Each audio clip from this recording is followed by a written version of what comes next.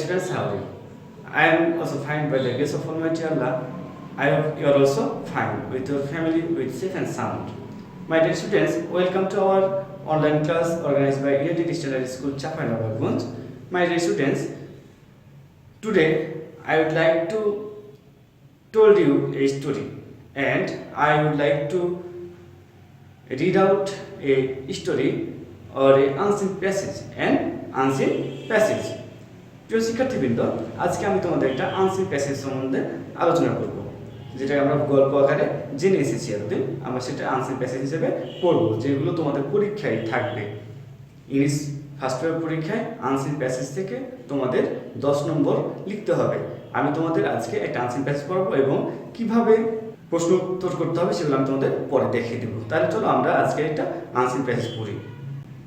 মাই dear students, চলো আমরা তাহলে গল্পটা পড়ি।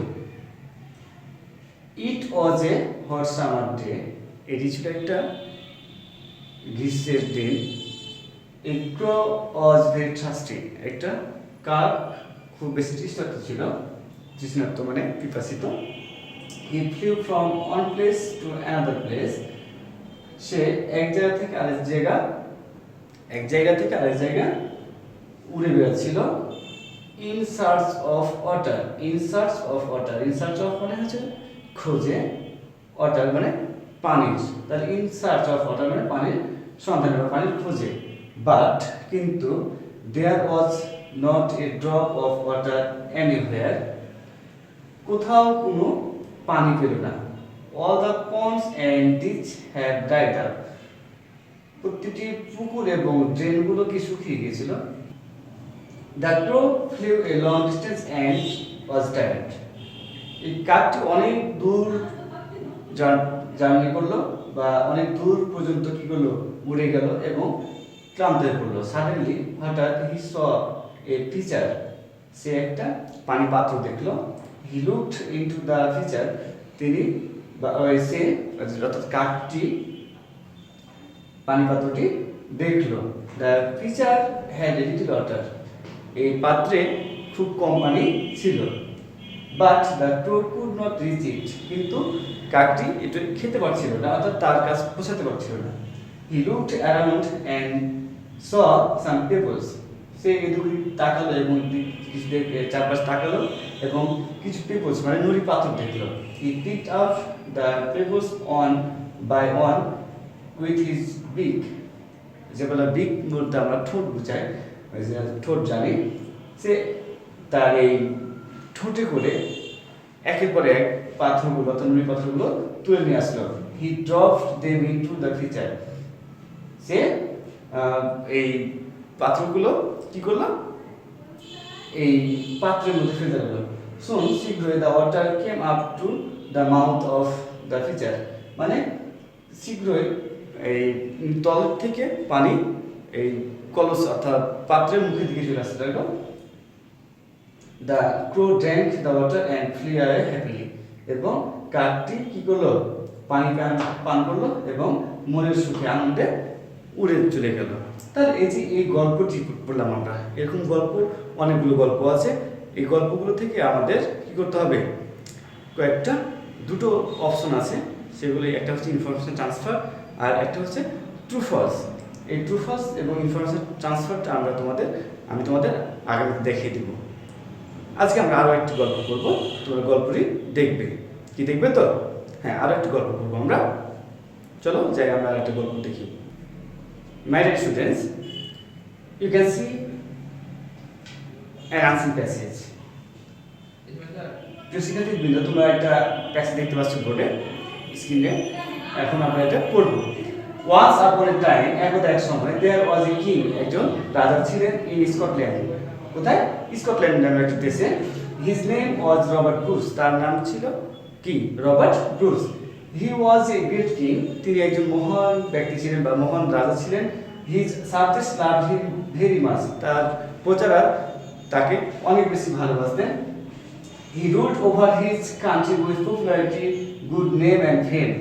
তিনি তার এই রাজত্ব করতেন, তার দেশ পরিচালনা করতেন জনপ্রিয়তার সহিত, উইথ পপুলারিটি জনপ্রিয়তার সহিত, গুড নেম অ্যান্ড ফেম এবং ভালো নাম যশের সহিত।